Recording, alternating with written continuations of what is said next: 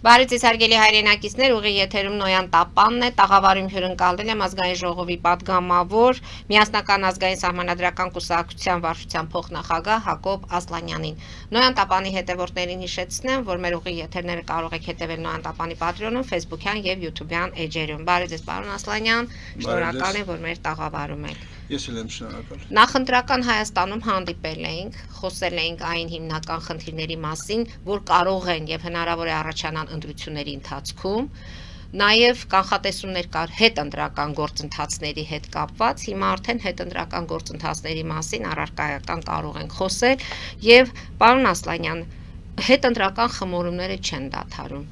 Որտեղ է այն պատճառը, որ այս իրավիճակը ստեղծվեց։ Ընդդիմությունը իրոք պարտվեց, Նիկոլ Փաշինյանը հաղթեց, թե երկու կողմերում էլ կային որոշակի մեծ ամտություններ, գոռոզամտություն, ամեն մեկը ինքն էր իրեն տեսնում առաջնորդի դերում, ինչը խանգարեց, որ ընտրությունները այս ընթացքը ունեցան, ընտրությունների արդյունքները կարծես թե չեն բավարարում, ընդդիմությունը 7 քաղաքական ուժեր դիմել են սահմանադրական դատարան, վիճարկում են ընտրությունների արդյունքները, Նիկոլ Փաշինյանը շատ հանգիստ է, ասում է ես ճիշտ է սահմանադրական մեծամասնություն չկա, բայց հաղթած առաջնորդ եմ։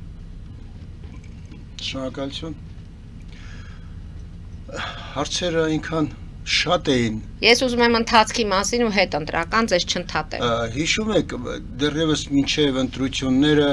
պարոն Աղազարյանի հետ մենք շատ հետաքրքիր ծրագիր էինք առաջ քաշում Ճակատի գաղափարը, որը հնարավորություն կտար առանց ցնցումների ուղղակի հաղթանակ տանել եւ ժողովուրդը կգնար այն ուժերի հետևից, որոնք միասնական ճակատով կգնային, ինչպես պարոն Աղազարյանն է ասում, միասին դևին սպանելու։ Սակայն մեր հայկական մենտալիտետը, մեր մտածողությունը միշտ եղել է մեր թշնամին։ Մենք չենք կարողացել վեր կանգնել մեր անհատականությունից։ Մենք չենք կարողացել մեր եսը թողնել եւ դառնալ մենք։ Ես բազմաթիվ անգամ եմ ասել, որ քանի դեռ մենք մեր եսից չենք բարձրացել եւ մենք չենք դարձել, մենք մշտապես խնդիրներ կունենանք ինքներս մեր հետ, ժողովրդի հետ, պատմության հետ, երկրի հետ։ Այստեղ մենքի հարցն է։ Ինչու չի ստացվում մենքը։ Մենքը չի ստացվում հենց այդ մենտալիտետի պատճառով, որովհետև չգիտես որտեղից, չգիտես ինչպես, չէ, բոլորին թվում է, թե միակ ճիշտը իրենք են։ Տեսեք, Մասկը, մեր կուսակցությունը, դեռևս 7-8 ամիս առաջ հստակ ծրագիր էր առաջ քաշում, ասում էր, որ պետք է այսպիսի ճակատով գնալ եւ հաշվի չառնել, որ մեկը ֆինանսական մեծ կարողություններ ունի, մեկը ազդեցություն ունի, մեկը մեծ էլեկտորատ ունի, մեկը 10 տարի եղել է նախագահ, մեկը նախագահ է եղել, մեկը նոր է մտել, պետք է բոլորը մի հարթության վրա գային, հասկանային, որ այսօրվա համար առաջին խնդիրը Նիկոլ Փաշինյանի վերարտադրության թույլ չտալն է, որովհետև նրա վերարտադրությունը հստակորեն ու արդեն երևում է հսկայական նոր խնդիրներ են առաջացնելու մեր երկրի պետության ու պետականության առջև։ Խնդրեմ, չարեցին եւ պարտվեցին։ Երբ որ մենք ասում էինք, որ պարոն Ասլանյան, եթե այս էր գաղափարը մեկ ուրիշը առաջարկեր, հնարավոր էր որտեվ ամեն դեպքում դուք եղել եք Նիկոլ Փաշինյանի հետ տարիներ շարունակ, Էդմոն Մարուքյանի խնդիրներ,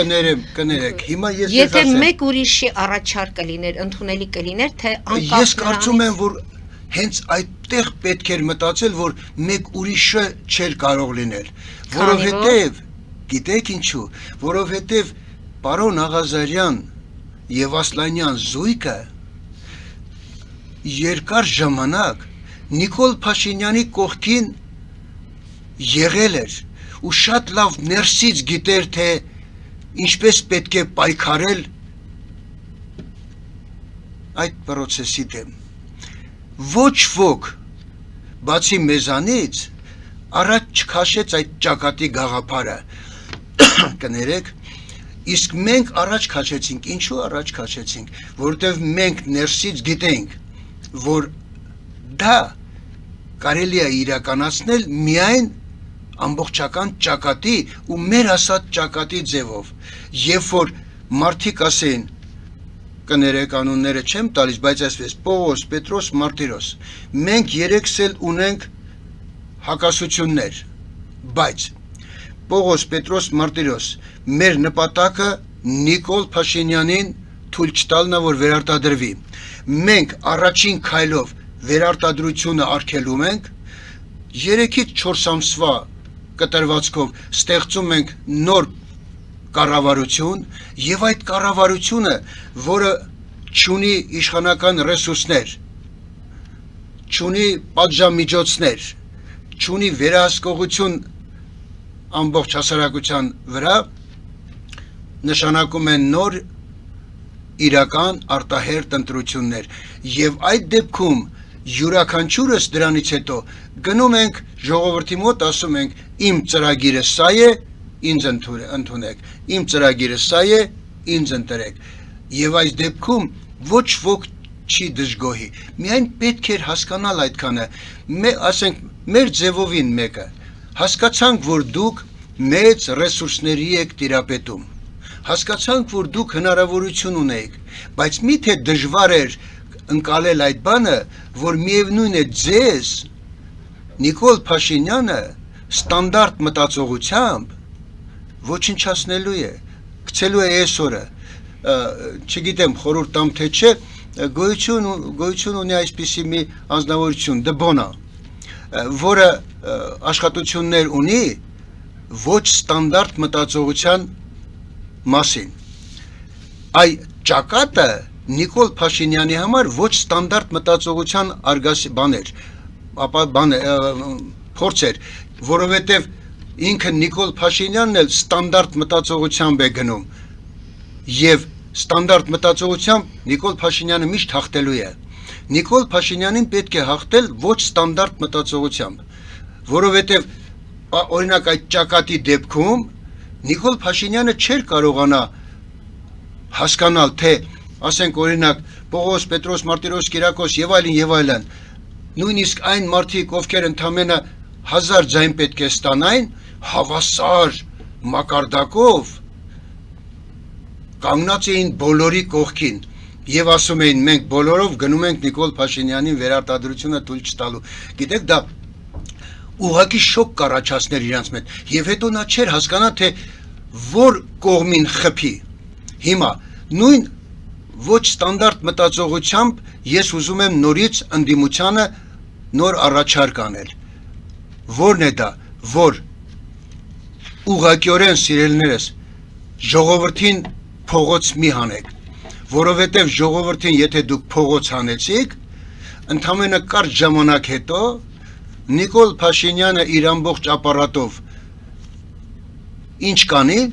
նրա ցանկությունը ո՞րն է, որ դուք փողոց դուրս գաք։ Տեսնում եք, որը ինքն էլ է ասում, հրահրում է։ Այո, հրահրում է։ Առաջնորդել։ Այո, հրահրում է, բայց գիտեք ինչու է հրահրում։ Հրահրում է հենց դրա համար, որ իր ուզած ստանդարտով, սցենարով գնա ամեն ինչը, այսինքն ընդդիմությունը դուրս գա եւ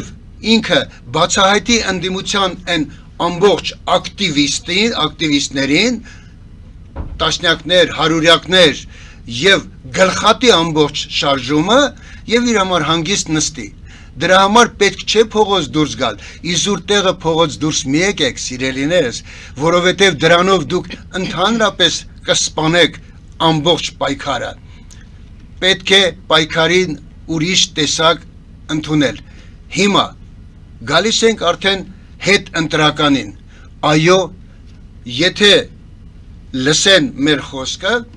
այսօրվա դրությամբ Սամվել Կարապետյանը, մեր ձևովը չէ, այդ անցնողները շատ հանգիստ ձևով օրինակի համար կգնան հետևյալ ճանապարհով։ Պատմությունից ուզում եմ ուրեմն ամերիկյան սահմանադրությունից օրինակ բերել։ Բենջամին Ֆրանկլինի գլխավորությամբ նա էր չէ առաջինը ամերիկյան սահմանադրության բանը։ Գիտեք ինչ, նախ ինչ արեցին ամերիկացիները 2 տարով ժամանակավոր ընդունեցին այդ սահմանադրությունը։ Այդ 2 տարվա մեջ ամբողջ Ամերիկայում այն ժամանակ 13 նահանգ էր։ Գիտեք ինչ էր, բոլոր հայտնի տեղերում դրված էին արքայր եւ ժողովուրդը ինքը մասնակցում էր սահմանադրության մշակմանը, իրենք իրենց ամբողջ ասույթները բերում լցնում էին եւ ամեն օր հավաքվում էր այդ արկղերից ամբողջը ու արագորեն մշակվում էր այդ 2 տարվա մեջ։ Դուք պատկերացրեք քանի 100,000 առաջարկներ են եղել եւ այդ խումբը նստած աշխատել է։ Այսինքն տեսեք, որ հիմա ասում ենք, որ ամերիկյան սահմանադրությունը, չէ, այս 250 տարվա մեջ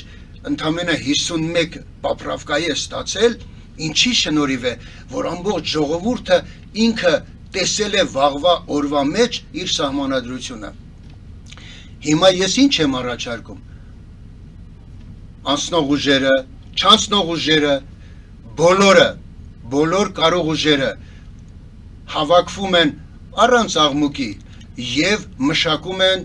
ընդհանուր պայքարի ձև։ Որն է այդ ընդհանուր պայքարը բոլորի համար, որ իրենք հիմա թեկուզ հիմա համաձայնագիր են կնքում իրենք իրենց միջև, որ իրենց բոլոր ուժերը միավորելու են, բայց փողոց դուրս չեն գալու։ Եվ որոշումն էլ կայացնելու են բոլոր ուժերի, թեկուզ են որ 2 կամ նույնիսկ կես տոկոս է հավաքել։ Էլի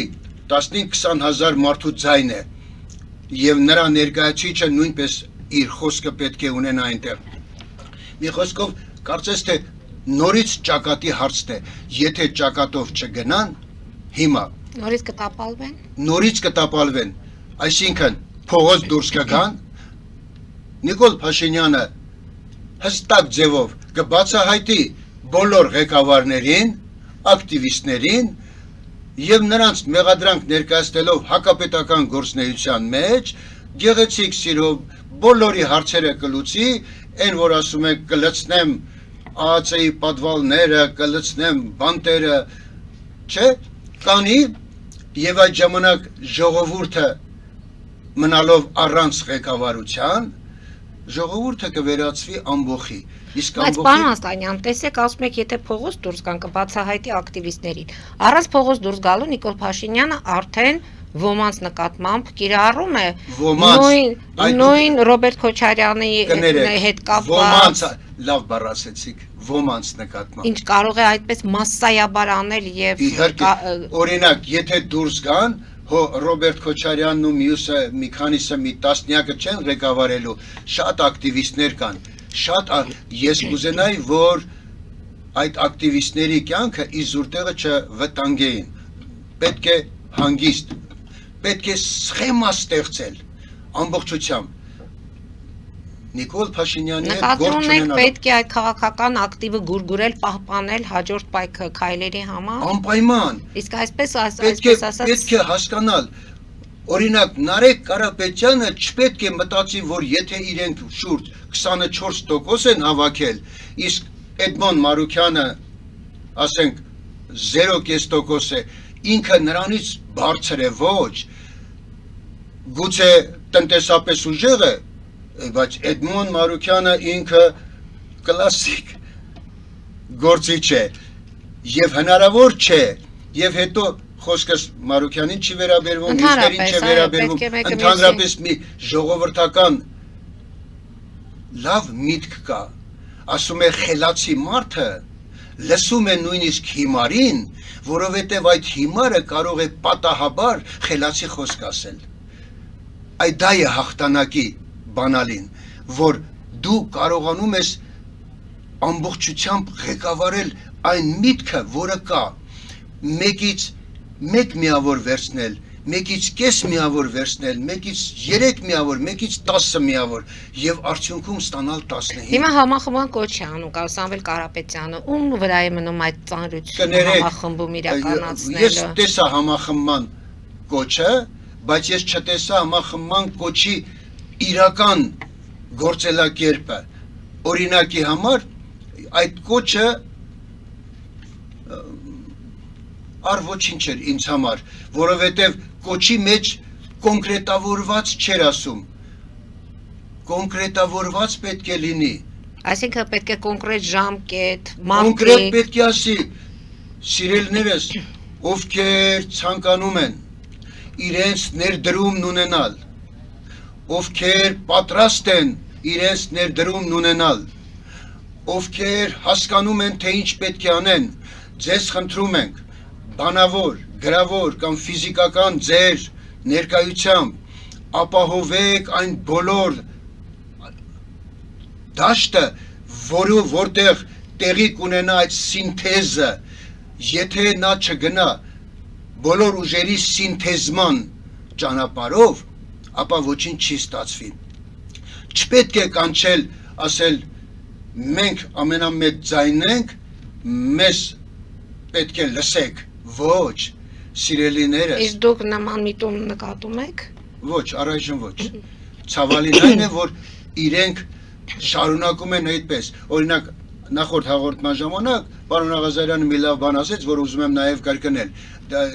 դրա կողմը մենք քննարկել ենք, դրա կողմնակից ենք եղել, որ ասենք մեր ձևովի ամենամեծ սխալներից մեկն այն էր, որ գրել էին, ասենք, ուժեղ Հայաստան միայն Սամվել Կարապետյանի հետ, սիրելիներս, ինչու եք ուզում միայն դուք լինեիք, ասեք, ուժեղ Հայաստան Սամվել Կարապետյանի հետ, որովհետև կարող է պատահի մեկ ուրիշն էլ մտածել ուժեղ Հայաստան Պողոս Պողոսյանի հետ, եւ Պողոս Պողոսյանն ու Սամվել Կարապետյանը իրար հետ դառնային մի ավելի հզոր ուժ, բայց եթե դու ասում ես միայն Սամվել Կարապետյանի հետ, ուրեմն դու բոլոր այն ուժերին, որոնք կարող են եւ ցանկություն ունեն բանանելու, դու նրանց ասում ես, չէ, միայն Սամվել Կարապետյանը։ Բայց հիմա այդ միայնը մի կողմ են դնում եւ կոչ են անում համախմբման, Ասացի, հիմա ասում եմ, բայց էլի կես ճանապարհ է, էլի լրիվ չէ։ Այդպես չի, շատ կներեք, այդպես չի, չպետք է ավակի, օրինակի համար փառքաստոտ տնտեսական միջոցներն էլ ունի եւ այլն, կարող է, չէ, իր ակտիվիստների հետ սկսել տարբեր մասսաների հետ աշխատել, հանդիպումներ ունենալ։ ասում է դա աշխատանք չէ, դա կաշառել է։ Այսինքն ձեր ասած ճանապարհը, եթե անցնում է նրանք նորից։ Նախորդ հաղորդման ժամանակ մի պարադոքսալ բան էլ բացատրեցի, ասեցի, որ հիմա այստեղ էլ կասեմ, գիտեք ցավալին որն է, 96 թվականին, հիմա ձեզ մոտ ասեմ, 96 թվականից մինչև սա, ամբողջ ժամանակ մի հետաքրքիր բան է կատարվել, օրինակի համար, մշտապես, մինչև այս ընտրությունները երկկողմ է, չէ, իշխանություններն ասում են, որ ասել են, որ արդար է, ընդդիմությունն ասել է արդար չէ, բայց գնացել են խորհրդարան։ Հիմա եկել է մի այնպիսի վիճակի, երբ իշխանություններն են ասում արդար չէ, նրանք էլ են ասում արդար չէ, բայց երկուսով գնում են խորհրդարան։ Իշխանության խորհրդարան գնալը ինձ համար հասկանալի է, բայց այդ դեպքում, եթե դուք համարում եք, որ արդար չէ, դուք ինչու եք գնում խորհրդարան։ Չի կարելի գնալ խորհրդարան։ Բայց դեռ պարզ չէ, չէ կգնան թե չեն գնա, մանդատները կվերցնեն, թե չեն վերցնի։ Անձամբ եթե ինչու չպետք է վերցնեն խորհրդարանի իրենց մանդատները։ Անարդար մանդատները։ Բայց միայն անարդար չէ։ Գիտեք, որոշ ժամանակ հետո նրանք ընդդիմությունը մանդատները չվերցնելով շատ ավելի է շահելու։ Շահելու է, որովհետև ժողովուրդը հասկանալու է հետևյալ բանը, որովհետև ուրեմն այս մարդիկ իրենց նպատակը չէին դրել միայն մանդատներ ստանալը, այս մարդիկ իսկապես եկել էին երկրի վաղվա օրվա մասին մտածելու, սա մեկ, որը պլյուս կբերի իրենց առաջիկայում, երկրորդ, եթե չեն վերցնում մանդատները, մի կարևոր բացահայտում էլ է լինում, եթե հիմա դուք ամբողջ 5 տարվա մեջ վերցնեք,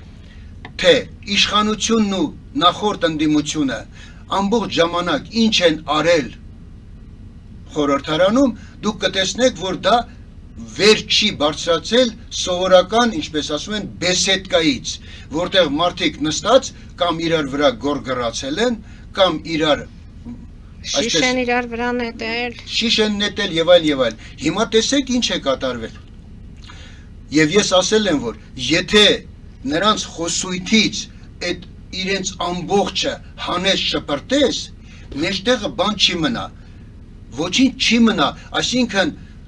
ինչպես ես այսինքն ընդդիմությանը հնարավորություն չտալ, որ Նիկոլ Փաշինյանը նորից ասի, այ ձեր տերերը, դուք թալաններն եք եւ այլն, այսինքն խոսույթը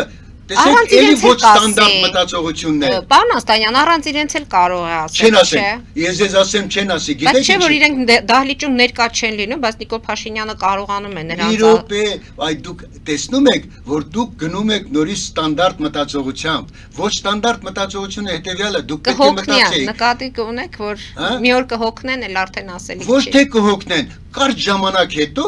այլևս խոսույթը չի ասվի։ Հիմա ինչու են իրանք շարունակ Վահագն Ալեքսանյանին ինչպես պետք է ասեք այդ խոսույթը փոխի հաստատ ինքը կգտնի ինչ որ մի չի կարող գտնել Հայկ Կոնջորյանը ձեր ասած այդ մարդիկ արդեն այնքան էփված են այդ ոչ ձեր ասած ստանդարտ մտածողության շրջանակներով որ իրենք կարող են թեմա գտնել չեն կարող ես ձեզ ասեմ վերցրեք 5 տարվա մեջ եւ Վահագն Ալեքսանյանի եւ Կոնջորյանի խոսույթները եւ տեսեք եթե այնտեղ նստած չեն ամենաշատը խոսել է Ռուբինյանը որ ասել է տեսեք ժողովուրդ չեն գալիս իրենք մռմռում են որ չեն գալիս հիմա էլ են ասելու չեն ասել երկու անգամ կասեն երրորդ անգամ արդեն ժողովուրդը կասի ձեր հերն էլ անիծած հերիք եղավ դուք գնացեք ձեր գործով զբաղվեք դուք գնացեք օրենքները քննարկեք եթե նրանց խոսույթներից հանեք բոլոր այդ ցեղ շպրտելը ապա նրանց խոսույթում ոչինչ չի մնա եւ իրենք կզզվեն իրենցից դուք չեք պատկերացնում թե դա ինչ է ես ուզում եմ հավատալ ձեզ հաշվի առնելով որ դուք ավելի մոտ եք եղել Նիկոլ Փաշինյանի եւ քաղաքացիական պայմանագրին այսինքն նրանց շնչած եւ արտաշնչածը ավելին գիտեք այդ դեպքում մի փոքր բան բացեմ արդեն անցել է այդ խոսույթը եղել է ներսում ասել են նույնիսկ բարձր մակարդակով հրահանգ են տվել այսօր այս ինչ գործողությունները կանեք այսօր սենց կանեք եղել են ներսում այսինքն հրահանգավորված ամեն օր ամեն նիստի ժամանակ կոնկրետ եղել է ամեն օր ամեն չէ բայց այնքան բան է եղել հասկանում եք այսինքն ղեկավարվել է ամեն ինչը արվել է եթե պետք է եղել որ կռիվ սարքեն սարքել են եթե պետք է եղել որ մի խոսքով չխորանամ դրա մեջ գիտեք ինչ կա եղել է ու կլինի ու ես ձեր ասացի պես 5.5 տարի դե կես տարի նաև 7-րդ գումարումից չէ դեկտեմբերից մինչև հունիս 5.5 տարվա ընթացքում ես պատկերացում կազմել եմ թե ինչով է շնչում ԿՊ-ն եւ ինչ է արտաշնչում ԿՊ-ն եւ Աղազարյանը նույնպես ես կուզենայի որ ժողովուրդը մեր վրա չնայեր որպես Նիկոլի պրոյեկտ մենք Նիկոլի պրոյեկտը չենք մենք այն մարդիկ ենք որ 18 թվականին ոգևորված հեղափոխության այդ բոլոր սուրբ գաղափարներով որ մեր հայրենիքը, մեր երկիրը, մեր պետությունը գնալու է դեպի ամրություն ու հաստատակամ հզորացում, մենք մեկը ես միացել եմ այդ շարժմանը եթե հետո երբ որ հասկացել ենք, որ այդպես չի, այո, մենք հայտարարել ենք, որ ԿՊ-ն հեռացել է հեղափոխական բոլոր իր սրբություններից եւ վերջի հեռացումը եղավ այն, որ Նիկոլ Փաշինյանը ուղղակի խժռեց վերջին սրբությունը, դա արդար ու ազնիվ առանց բռնությունների ընտրություններ։ Այս վերջին ընտրությունները պարադոքսալ ընտրություններ էին, եւ գիտեք ինչու՞մ էր պարադոքսը։ Տեսեք, 5.5 տարվա ընթացքում, ինչքան որ ես եղել եմ խորհրդարանում, դուք լավ գիտեք, որ հատկապես 21 թվականի ընտրություններից հետո, որոշ ժամանակ հետո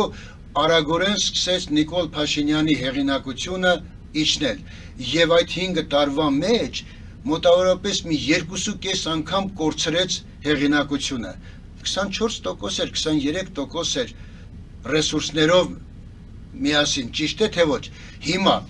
եթե այն ժամանակ 60% հեղինակության ժամանակ իմ 60% ինքը հավաքել էր 54%, ապա ինչպես է լինում, որ ընդամենը 23% հեղինակություն ունենալու պայմաններում ինքը հավաքում է ավելի շատ,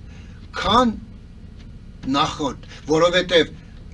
ինքը 60%, 60 եւ ավելի տոկոս ռեյտինգ ունենալով հավաքել էր, ստացել էր 680,000 ձայն, այստեղ ինքը ունենալով 23%, 100,000 ձայն 100,000 ավելացել է, եւ ինչից է եկել այդ 100,000-ը, դա էլ բացատրեմ։ Դուք լավ գիտեք, որ պարոն Աղազարյանի հետ մենք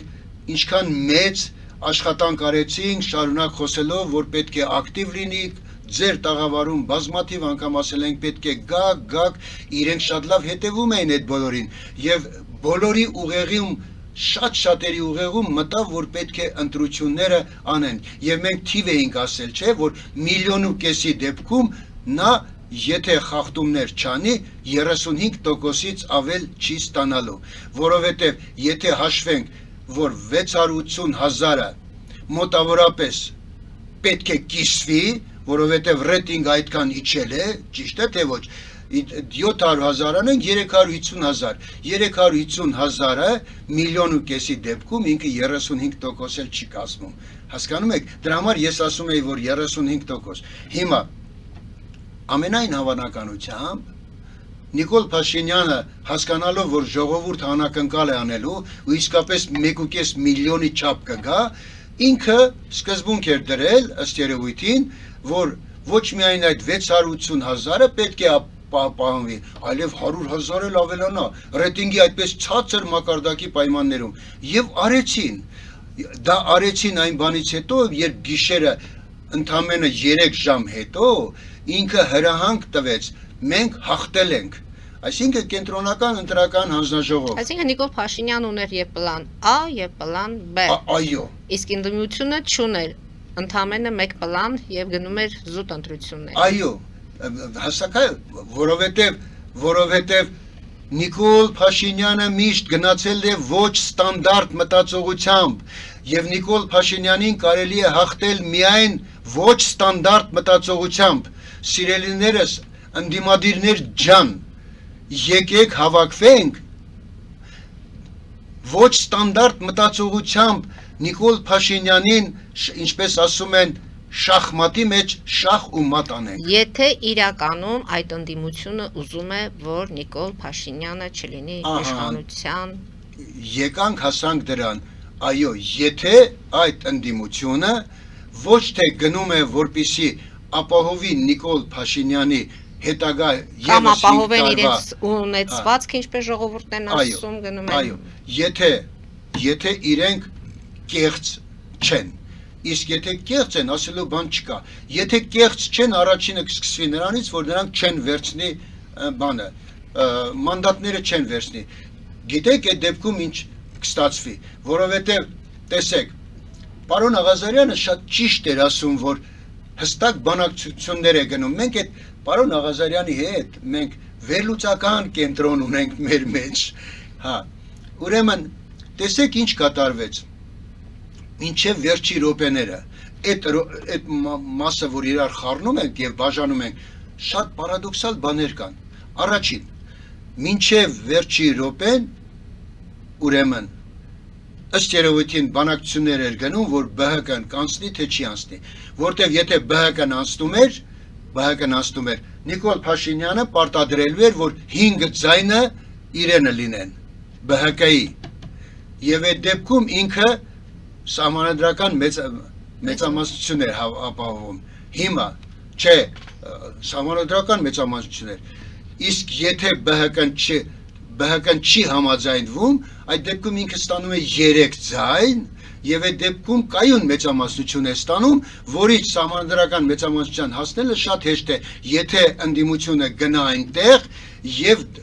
ոնց լինի Նիկոլ Փաշինյանը կկարողանա եւ այդ փորձը ունի, կկարողանա պոկել, որովհետեւ նույն ուժեղ Հայաստանի մեջ ես չեմ ուզում վիրավորել որևէ մեկին, բայց այնտեղ կներեք քաղաքական դաշտի համար այնքան նոր մարդիկ կան, որոնք նկատի ունեք միտումնավոր գնացել են, որ հետո միտումնավորել այդ մարդկանց հետ առևտուրը հեշտ ստացվի։ Ես չգիտեմ միտումնավոր են գնացել թե չէ, բայց նպատակային են դրվել այդ մարդիկ։ Այնտեղ կան մարդիկ, որոնք ես չգիտեմ կդիմանան փողի փորձությանը, կդիմանան իշխանության փորձությանը, կդիմանան վախի փորձությանը, որովհետև ամենակարևոր բանը քաղաքական դաշտում այդ 3 փորձություններին դիմանալն է, որը շատ վտանգավոր է։ Տեսեք ինքը ԿՊ-ն, չէ, փողի իշխանության եւ վախի տարբեր մակարդակներում փորձություններին չդիմացավ։ Շատ-շատերը, եթե այսօր ԿՊ-ն իշխանությունից ընկնի, հավատացեք, որ որոշ ժամանակ հետո նրանցից որոշների վրա քրեական գործեր են հարուցելու հանցագործության առումով, յուրացումների առումով, անպայմանորեն եւ իշխանության չարաշահման տեսակետից եւ վախի տեսակետից, հասկանում եք, իրենք էլ չէին անցել Նիկոլ Փաշինյանի ամբողջ այդ խումբը, որը եկավ իշխանության, 90%-ով չէին անցել այդ փողի իշխանության եւ վախի փորձությունները։ Պարոն Ասլանյան, եթե մանդատները վերցնում են, ինչ է լինում։ Եթե մանդատները վերցնում են, այդ դեպքում նախ իրենք իրենց արհամարում են, որովհետեւ եթե դու հայտարարում ես, որ ընտրությունները կեղծվել են, ընտրությունները օրինական չեն, ապա դու այդ ոչ օրինական ընտրությունների մանդատները չպետք է վերցնես։ Մեկ է, երկրորդ, թող իզուր տեղը ժողովրդին չխոսեն, այս դեպքում կարող են բառնել ասել, չմանիպուլացնեն, թե մենք ներսում պետք ենք, որպեսզի այսպես անենք, այնպես անենք, ոչ սիրելիներս։ Հիշում եք 21 թվականին այդ նույն այսօրվա արդեն անցած ընդդիմությունն ասում էր, մենք գնում ենք խրամատավորվելու եւ ներսից պայթեցնելու ուր է 8 տարի այդպես եկան, պայթեցրեցին, դատարկ իրենք պայթեցին, գնացին, կներեք, միակ, հիմա կասեն այսպես, միակ պայթեցնող Աղազարյանն ու Ասլանյանը եղան, որոնք այդքան տղամարդկություն ունեցան, որ վարչապետի SMS-ին կամ պահանջին չենթարկվեցին, իսկ այնտեղ մարդ կա, որ չի ենթարկվում վարչապետի կես խոսքին։ Պարոն Ասլանյան, ամեն դեպքում ընտրությունների արդյունքների հետ կապված մենք կհետևենք իրադարձություններին։ Հիմա դուրս գան կարճատև գովազդային դադարի, որից հետո ես հարց ունեմ ձեզ։ Հարգելի հայրենակիցներ, հետևեք քիչ անց կվերադառնանք տաղավարը եւ կշարունակենք մեր զրույցը։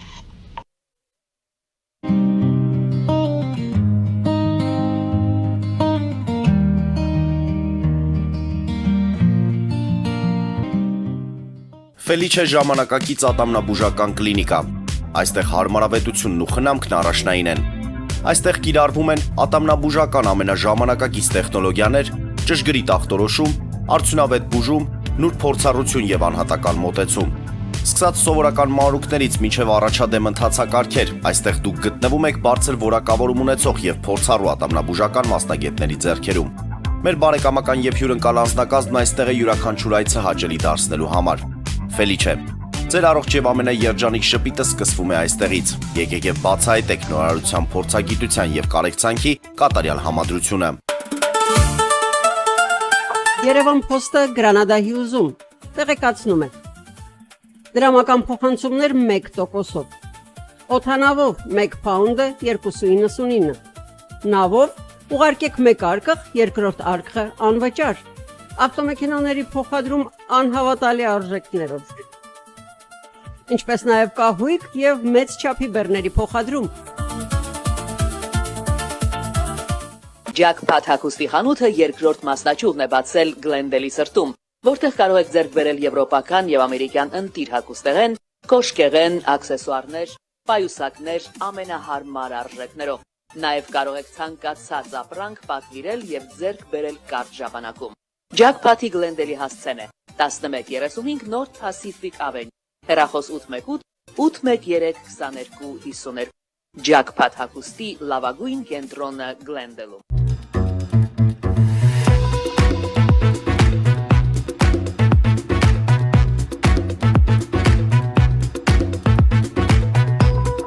Արարատ ռեստորան, ընտանեկան եւ ընկերական ժամանցի լավագույն հասցե, սիրված արտիստներ, հյուրընկալ մթնոլորտ, հարուստ ճաշացան, անմահական խորտիկներ, Արարատ ռեստորան, հասցեն անփոփոխ, սիրով սպասում ենք ձեզ։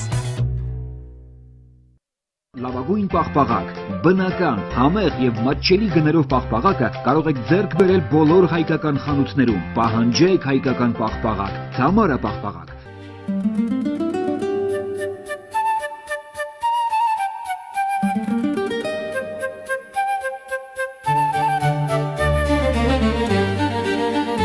Նոյան տապան տպարան,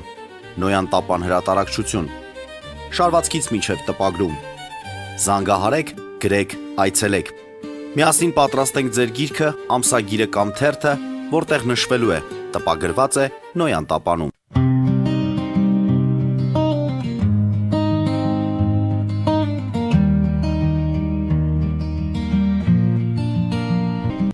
Հարգելի հայրենակիցներ, Նոյան տապանը կրկին եթերում է։ Պարոն Ասլանյան, մանդատները ասում եք չվերցնեն, Ռոբերտ Քոչարյանը հայտարարում է, որ մանդատները լուրջ գործիք են պայքարը շարունակելու համար։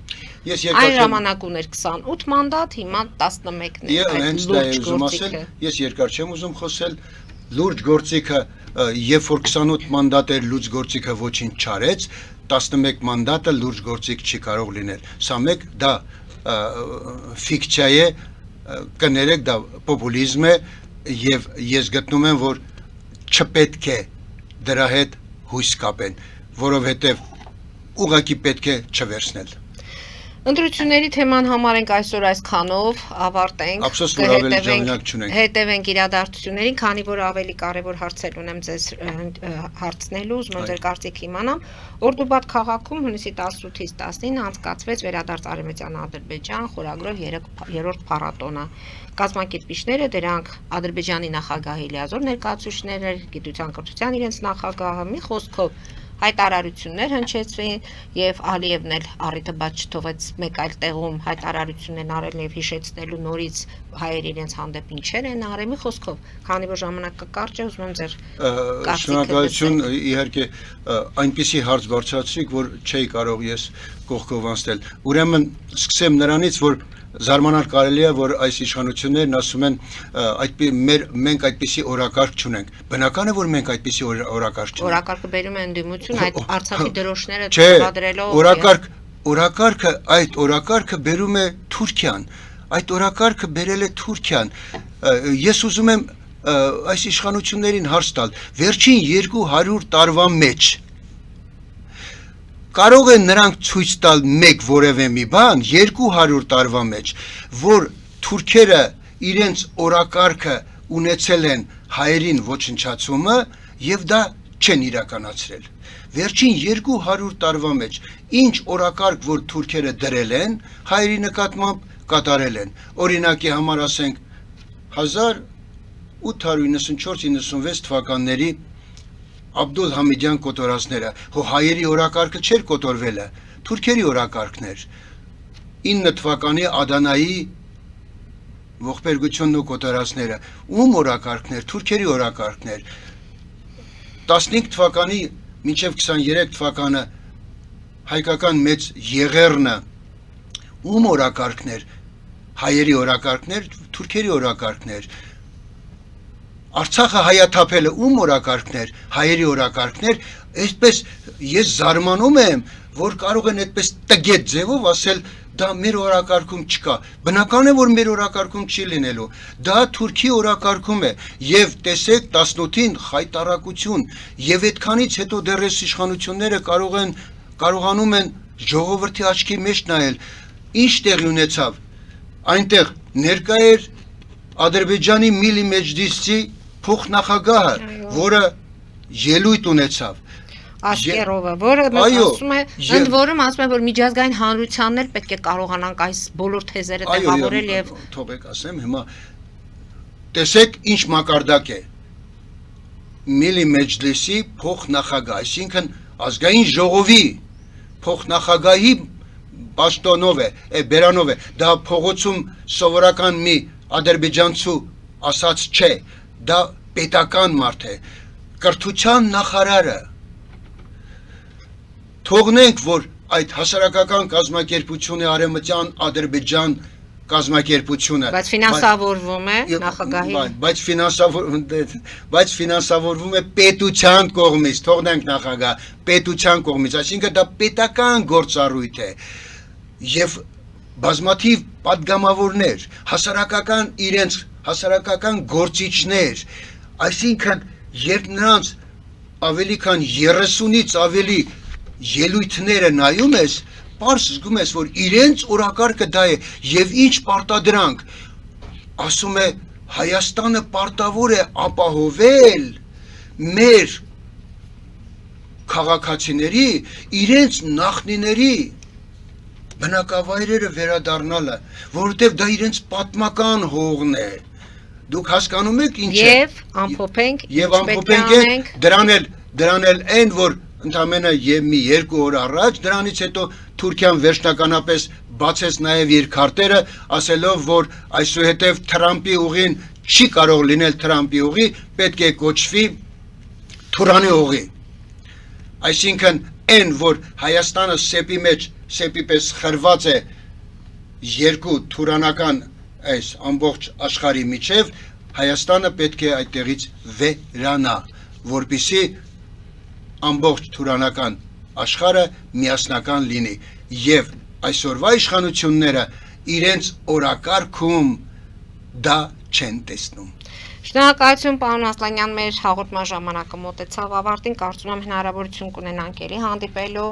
այնպես որ հարցերին, իրադարձություններին կհետևենք։ Հարգելի հայրենակիցներ, այսօր այսքանով ավարտում ենք, հետևեք զարգացումներին, մնացեք խաղաղությամբ։